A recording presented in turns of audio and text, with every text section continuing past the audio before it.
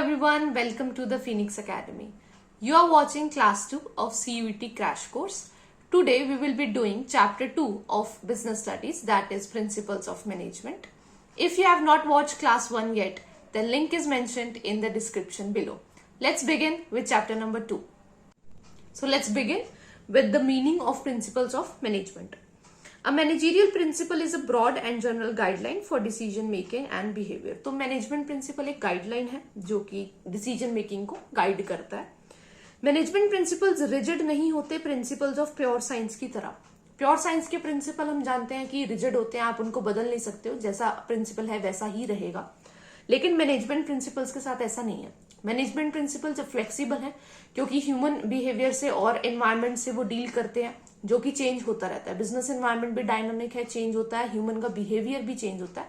तो इसीलिए मैनेजमेंट के प्रिंसिपल्स क्या होते हैं, फ्लेक्सिबल.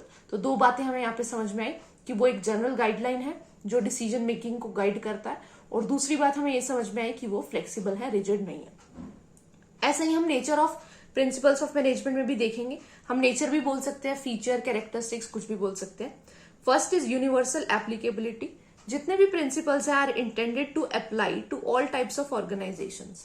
सभी प्रिंसिपल्स इसी इंटेंशन से बनाए जाते हैं कि वो हर टाइप की ऑर्गेनाइजेशन में काम आ सके, चाहे ऑर्गेनाइजेशन बिजनेस हो या फिर नॉन बिजनेस हो.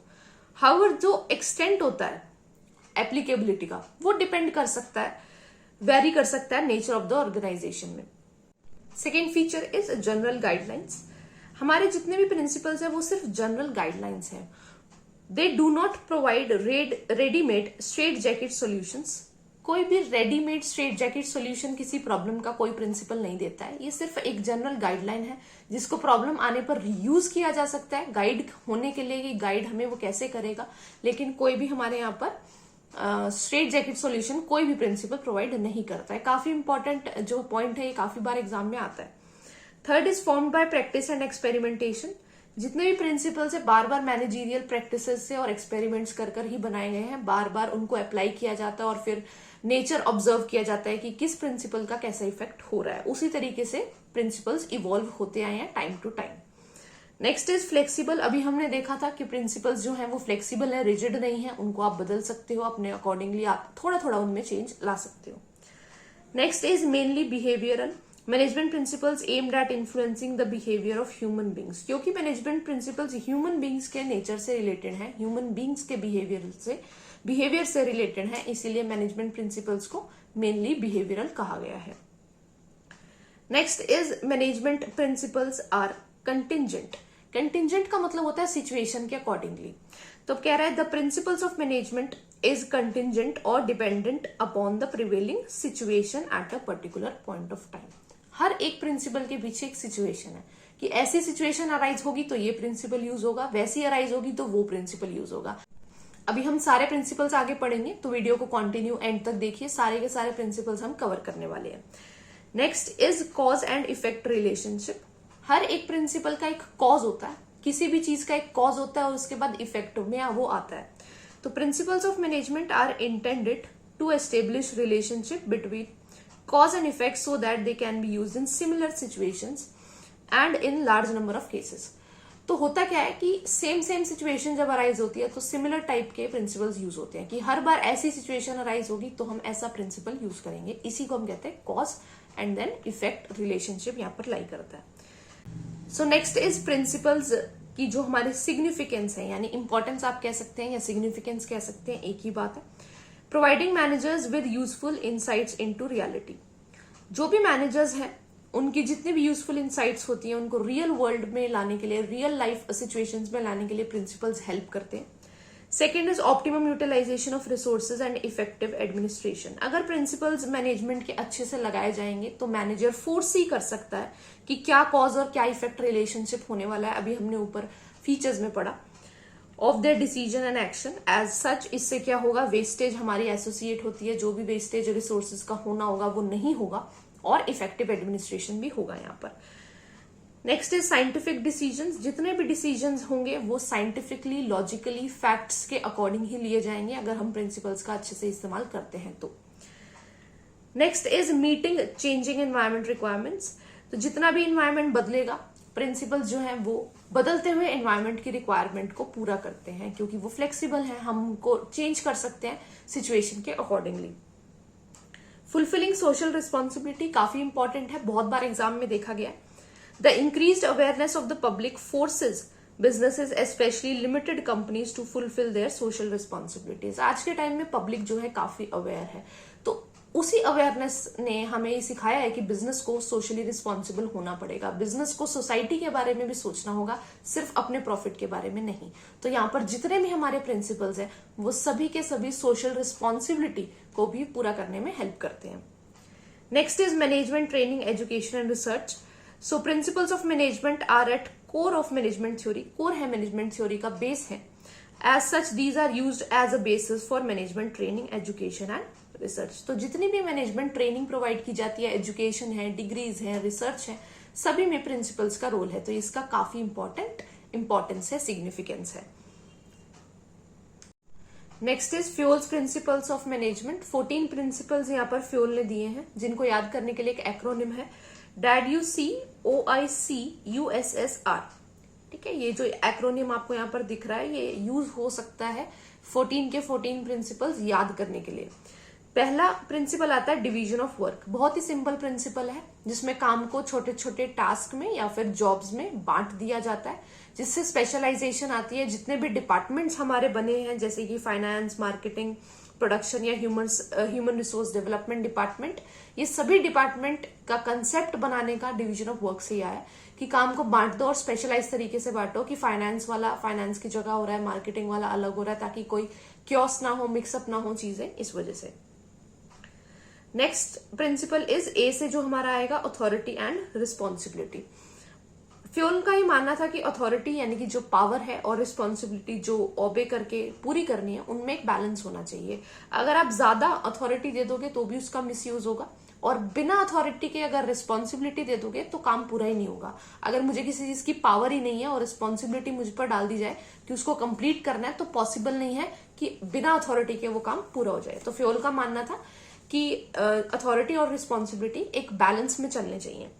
Third is discipline. डिसिप्लिन का मतलब होता है सारे रूल्स एंड रेगुलेशंस को फॉलो करना। According to Fayol, discipline requires good superiors at all levels, clear and fair agreements and judicious application of penalty. इसका मतलब क्या है? सुपीरियर और सबऑर्डिनेट दोनों अपनी कमिटमेंट्स को पूरा करेंगे, दोनों अपने प्रोमिसेस, अपने रूल्स को फॉलो करेंगे, और अगर फॉलो नहीं होते तो पेनल्टी भी लगाई जाएगी। So next principle is unity of command. According to Fuel, there should be one and only one boss for every individual employee. If an employee gets orders from two superiors at the same time, principle of unity of command is violated. हर एक employ के ऊपर एक ही boss होना चाहिए, one and only one boss, क्योंकि अगर दो boss उसे डायरेक्शन दे रहे होंगे, कमांड दे रहे होंगे, तो वो कंफ्यूज हो जाएगा। तो इसीलिए एक ही बॉस होगा तो ठीक रहेगा। Next principle is unity of direction. Unity of direction का मतलब होता है वन हेड वन प्लान। एक एक्टिविटी का या फिर ग्रुप ऑफ एक्टिविटीज का एक हेड और एक ही प्लान होना चाहिए, यानी कि एक ही प्लान के अकॉर्डिंग वो चलेंगे। Next is subordination of individual interest and general interest. जब भी बात होगी इंडिविजुअल इंटरेस्ट यानी इंप्लॉय के इंटरेस्ट की, इंप्लॉय के फायदे की, और जनरल इंटरेस्ट यानी कि ऑर्गेनाइजेशन के फायदे की, तो हमेशा सबऑर्डिनेट रखा जाएगा इंडिविजुअल इंटरेस्ट को, यानी ऊपर रखा जाएगा जनरल इंटरेस्ट को। इंपॉर्टेंस हमें जनरल इंटरेस्ट को देनी है। Next is remuneration of employees. Remuneration का मतलब होता है कि जो पे एंड अलाउंसेस मिलते हैं एम्प्लॉयज को, तो ओवरऑल पे और कंपेंसेशन जो होना चाहिए वो फेयर होना चाहिए to both employees and the organisation. Employee और ऑर्गेनाइजेशन दोनों के लिए ही फेयर होना चाहिए, किसी के लिए भी अनफेयर नहीं होना चाहिए। यानी एम्प्लॉय जितना काम कर रहा है उसको उतना पैसा मिलेगा, उसको उतना उसकी सैलरी और रेम्यूनरेशन मिले, और ऑर्गेनाइजेशन जितना काम कर रही है वो उसकी पेइंग कैपेसिटी के अंदर है, वो सैलरी देना या नहीं ये भी इंश्योर करना जरूरी है। Next is centralisation and decentralisation. यहां भी बैलेंस की बात हुई है कि सेंट्रलाइजेशन यानी कि पावर अपने पास रखना, टॉप लेवल की जो पावर्स होती हैं वो अपने पास ही रखता है, वो तो सेंट्रलाइजेशन होता है। अगर वो पावर को डिस्ट्रीब्यूट कर देता है तो वो क्या हो जाता है? डिसेंट्रलाइजेशन हो जाता है। तो यहाँ भी बोला गया है कि फ्यूल ने बोला कि हमें मैनेजर्स को क्या करना पड़ेगा, इंश्योर करना पड़ेगा कि सेंट्रलाइजेशन और डिसेंट्रलाइजेशन में एक बैलेंस बनाया जाए। Next is scalar chain. Scalar chain बहुत इंपॉर्टेंट है कि एक चेन होगी अथॉरिटी और कम्युनिकेशन की, जिससे कि बातचीत होगी। यहाँ पर हम डायग्राम देख सकते हैं। ABCDEF एक लाइन में है, A B को ट्रांसफर होगा, फिर B C को ट्रांसफर करेगा बात, ऐसे D E और F ये स्केलर चेन में चलेंगे। पर कई बार एक गैंग प्लैंक नाम का एक इंस्ट्रूमेंट यूज होता है। अगर आप इमरजेंसी में किसी को कुछ बताना चाहते हैं और आप वो स्केलर चेन को फॉलो नहीं करना चाहते, क्योंकि उससे फॉलो करेंगे तो लेट हो जाएगा या फिर बात बिगड़ जाएगी या कुछ भी है, अगर इमरजेंसी के केस में फ्योल ने बोला कि आप गैंग प्लैंक का यूज कर सकते हो। तो ये जो एक हमें डॉटेड लाइन यहाँ पर ई और ओ के बीच में दिख रही है, ये गैंग प्लैंक है कि वो सेम लेवल पर है और एक दूसरे से बात कर रहे हैं। Next is order. ऑर्डर का मतलब है सभी चीजें पीपल और मटेरियल के लिए एक सूटेबल प्लेस होना चाहिए। ऑर्गेनाइजेशन में लोगों के बैठने के उनके कैबिन्स होने चाहिए या फिर कोई प्लेस होना चाहिए, और मटेरियल का भी एक प्लेस होना चाहिए कि कौन सी चीज कहां पर रखी हुई है। Next is equity. इक्विटी का मतलब है कि जस्टिस सबको मिलना चाहिए, कोई भी डिस्क्रिमिनेशन नहीं होना चाहिए किसी भी बेसिस पर, और सभी को बराबर रखना है, इक्वालिटी में रखना ही इक्विटी का प्रिंसिपल है। Next is stability of personal, यानी कि एम्प्लॉइज का जो टर्नओवर होता है वो मिनिमाइज होना चाहिए। एम्प्लॉय टर्नओवर मतलब बार बार आप एम्प्लॉय को हायर कर रहे हो और वो जा रहा है, तो वो ऑर्गेनाइजेशन के लिए अच्छा नहीं है। Personnel should be selected and appointed after due and rigorous procedure, but once selected they should be kept at their position for maximum fixed tenure. तो फ्योल ने यहाँ पर बोला कि सिलेक्ट अच्छे से करो और उसके बाद उन्हें अपने जगह पर ही रखो। Next is initiative. इनिशिएटिव का मतलब होता है आगे बढ़कर काम करना या एनकरेज होकर काम करना। तो यहाँ पर मैनेजर्स की रिस्पॉन्सिबिलिटी है कि वो एम्प्लॉयज को एनकरेज करे ताकि वो suggestions they, but it does not mean going against the establish practices of the company for the sake of being different. लेकिन अलग दिखने के चक्कर में ऐसे भी नहीं करना कि ऑर्गेनाइजेशन जो पॉलिसी है उसके आप अगेंस्ट जा रहे हो कि नहीं ऐसा नहीं ऐसा होना चाहिए, बट आप सजेशन जरूर दे सकते हो। Next is esprit de corps. Esprit de corps का मतलब होता है team work. Management should promote team spirit of unity and harmony among employees. Employees के अमंग हार्मनी होनी चाहिए और टीम स्पिरिट होनी चाहिए। Manager should replace I with we. उसको आई वर्ड यूज नहीं करना चाहिए, मैं नहीं करना चाहिए, बल्कि वी वर्ड यूज करना चाहिए, यानी हम का यूज करना चाहिए ताकि एक टीम स्पिरिट दिखे। नेक्स्ट आता है हमारे पास टेलर के साइंटिफिक प्रिंसिपल्स। टेलर यानी कि FW टेलर की बात हो रही है, फ्रेडरिक विंस्लो टेलर, जिन्होंने साइंटिफिक प्रिंसिपल्स दिए हैं और टेक्निक्स भी दी हैं। सबसे पहले इनकी प्रिंसिपल्स की बात करते हैं, उसके बाद टेक्निक्स। प्रिंसिपल्स की अगर हम बात करते हैं तो पहला है science not a rule of thumb. इनका कहना यह है कि हर एक चीज में एक लॉजिकल एक्सप्लेनेशन होना चाहिए, एक फैक्ट होना चाहिए, एक फिगर्स के अकॉर्डिंग आप काम करो, हिट एंड ट्रायल मेथड का यूज मत करो।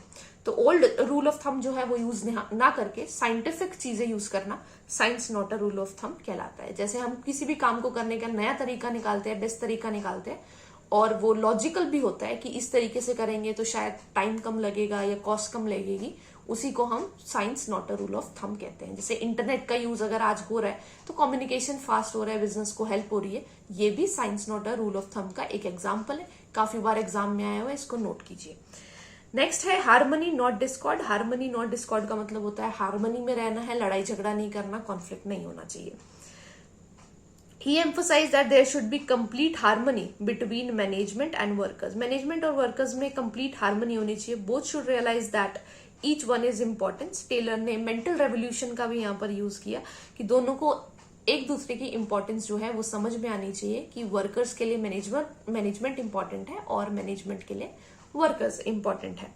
यहाँ पर एक काफी इंपॉर्टेंट लाइन है जो मैंने बोल्ड करके लिखी है, इसीलिए क्योंकि एग्जाम में काफी बार आती है।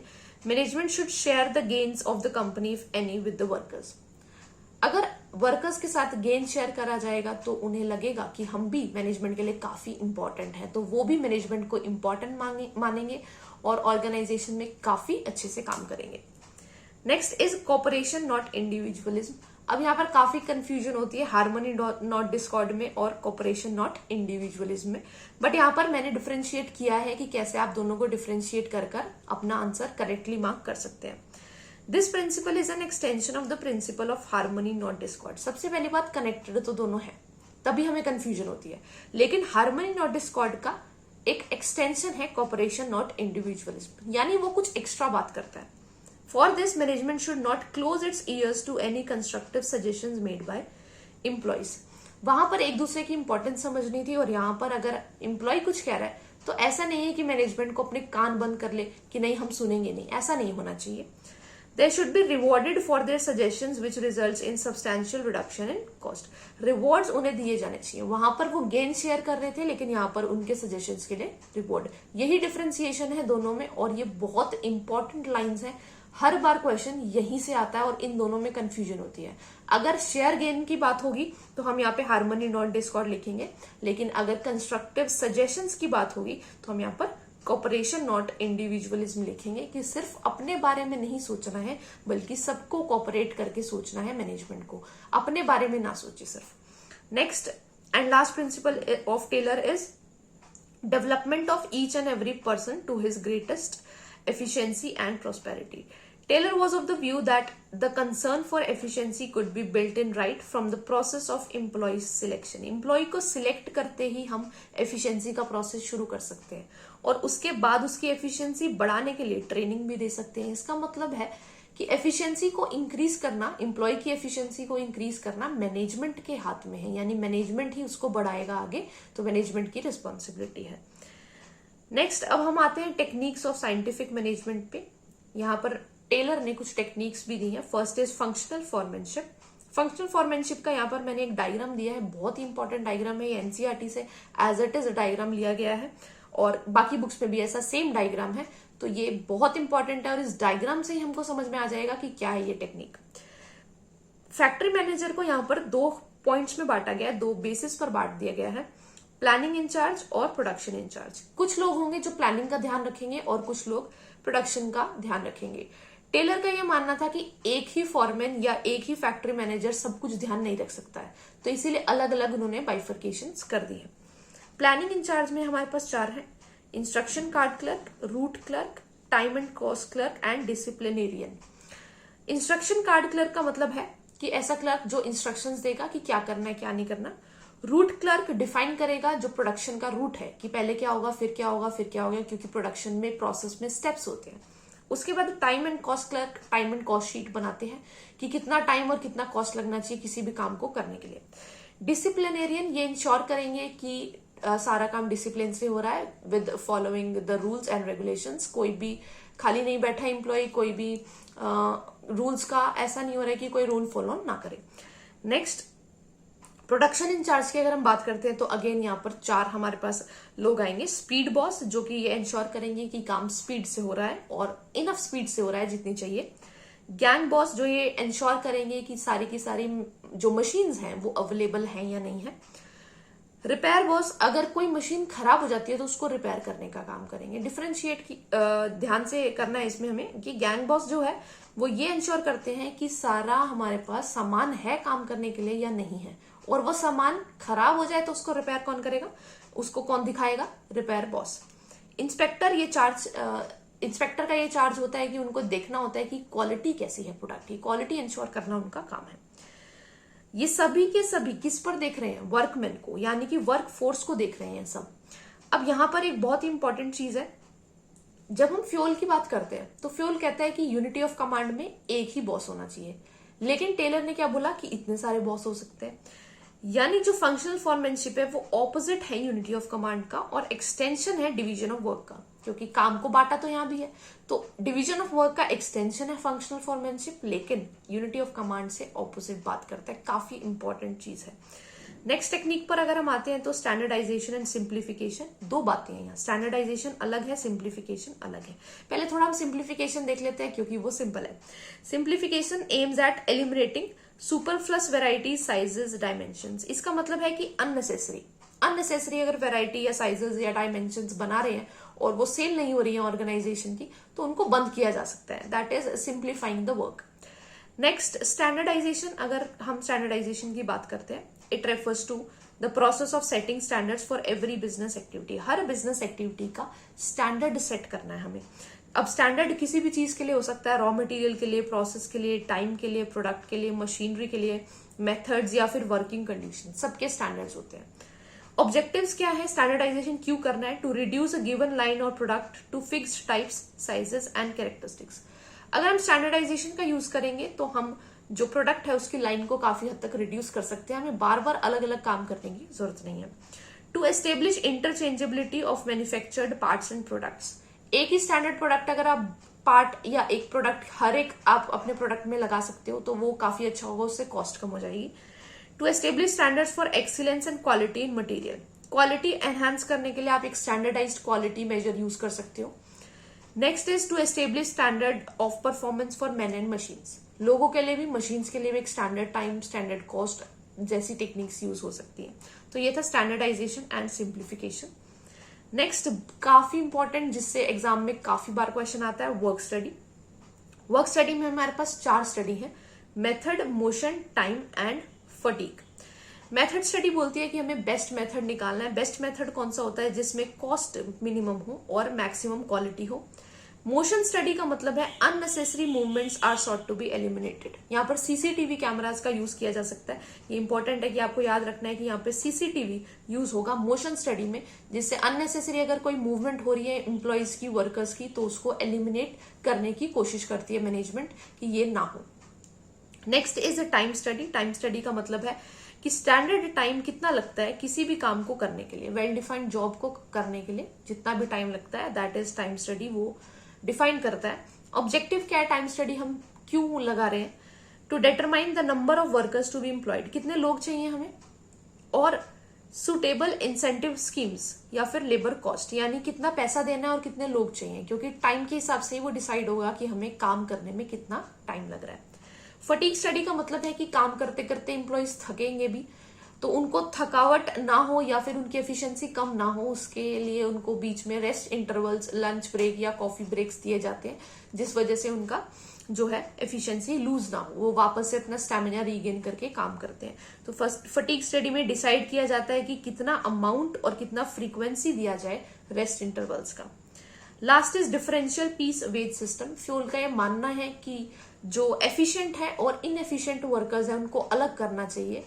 एक स्टैंडर्ड इसमें बनाए जाते हैं कि अगर आप इतने पीस ऑफ वर्क कर लोगे, यानी लेट सपोज 100 यूनिट्स आप बना लेते हो, तो आपको हर एक यूनिट का 5 रुपीज मिलेंगे, और अगर आप उससे ऊपर बनाते हो तो आपको हर एक यूनिट का 6 रुपी मिल जाएगा, यानी एक एक्स्ट्रा। जिसका मतलब ये होता है कि अब एम्प्लॉयज का चेक होगा कि भाई एफिशिएंसी कितनी है। Next is Taylor versus Fayol. ये लास्ट टॉपिक है हमारा, टेलर वर्सेस फ्यूल, जिसमें हम टेलर और फ्यूल को कंपेयर करने वाले हैं कि उनकी थिंकिंग में, उनके मैनेजमेंट की थ्योरीज में, प्रिंसिपल्स में क्या क्या डिफरेंसेस थे। Number 1 is perspective. Top level management के बारे में फ्यूल ने सोचा और टेलर ने शॉप लेवल ऑफ मैनेजमेंट यानी कि लोअर लेवल के बारे में सोचा। Second is unity of command. Staunch proponent, इसका मतलब है कि बहुत ज्यादा जोर दिया फ्यूल ने यूनिटी ऑफ कमांड पे। उनके लिए यूनिटी ऑफ कमांड काफी इंपॉर्टेंट था कि भाई ऑर्डर देने वाला एक ही होना चाहिए, लेकिन हमने देखा अभी कि फ्यूल के लिए ऐसा नहीं, सॉरी टेलर के लिए ऐसा नहीं था। टेलर ने did not feel that it is important as under functional foremanship. हमने देखा कि 8 स्पेशलिस्ट से ऑर्डर आ रहे हैं, टेलर ने यहाँ पे कहा कि 8 स्पेशलिस्ट होंगे जो ऑर्डर देंगे, लेकिन फ्यूल ने किस पे जोर दिया कि एक ही बॉस होगा। तो ये काफी इंपॉर्टेंट डिफरेंस है और काफी दोनों यहाँ पर अलग सोचते थे। Next is applicability. तो एप्लीकेबिलिटी में यहाँ पर टेलर का जो एप्लीकेबिलिटी है वो कुछ ही स्पेशलाइज सिचुएशंस में है, क्योंकि सिर्फ यहाँ पर लोअर लेवल की बात होती है, लेकिन हेनरी फ्यूल जो है यूनिवर्सल एप्लीकेबल है। Next is basis of formation. जो फॉर्मेशन है कि बनाया कैसे गया, तो यहाँ पर जो फ्यूल है उनका पर्सनल एक्सपीरियंस था, उन्होंने अपनी फर्म को बाहर निकाला था एक क्राइसिस से, फाइनेंशियल क्राइसिस से, तो उनका पर्सनल एक्सपीरियंस था कि कैसे 14 प्रिंसिपल्स लगाए जाते हैं। और जो टेलर है हमारे, उन्होंने सिर्फ ऑब्जर्व किया और एक्सपेरिमेंट किया, उनका कोई पर्सनल एक्सपीरियंस नहीं था, उन्होंने चीजों को ऑब्जर्व किया, एक्सपेरिमेंट्स किए और फिर अपने टेक्निक्स और प्रिंसिपल्स निकाले। फोकस, अगर हम फ्यूल की बात करते हैं, improving overall administration, overall administration की बात करते हैं, हर एक चीज को इंप्रूव करने की बात करते हैं, लेकिन टेलर प्रोडक्टिविटी पे फोकस करते हैं। एम्प्लॉयज की प्रोडक्टिविटी उनको लगता है कि ज्यादा होनी चाहिए, कम नहीं होनी चाहिए, जिससे ऑर्गेनाइजेशन को अल्टीमेटली बेनिफिट तो होगा। Next is personality. तो प्रैक्टिशनर यहाँ पर फ्यूल को बोला गया है और साइंटिस्ट यहाँ पर टेलर को बोला गया है, क्योंकि उनके साइंटिफिक मैनेजमेंट है इसीलिए। Expression, general theory of administration इन्होंने दी और इन्होंने साइंटिफिक मैनेजमेंट दी। एक चीज और यहाँ पर मैं ऐड करूंगी कि हेनरी फ्यूल को फादर ऑफ जनरल मैनेजमेंट बोला जाता है और FW टेलर को फादर ऑफ साइंटिफिक मैनेजमेंट बोला जाता है, तो इस चीज का भी आप ध्यान रखिएगा। So guys this was all about chapter 2 principles of management. अगर आपको वीडियो अच्छी लगी हो, कुछ बेनिफिट उससे मिला हो तो वीडियो को लाइक कीजिए और नेक्स्ट वीडियो के लिए रेडी रहिए। हम चैप्टर 3 और 4 की जो है एक साथ वीडियो लाने वाले हैं, क्योंकि छोटे चैप्टर्स हैं दोनों, और दोनों की वीडियो हम कंबाइंड लाएंगे, जिससे आपका 3rd और 4th चैप्टर भी कवर हो जाएगा। So see you in the next video. तब तक के लिए पढ़ते रहिए।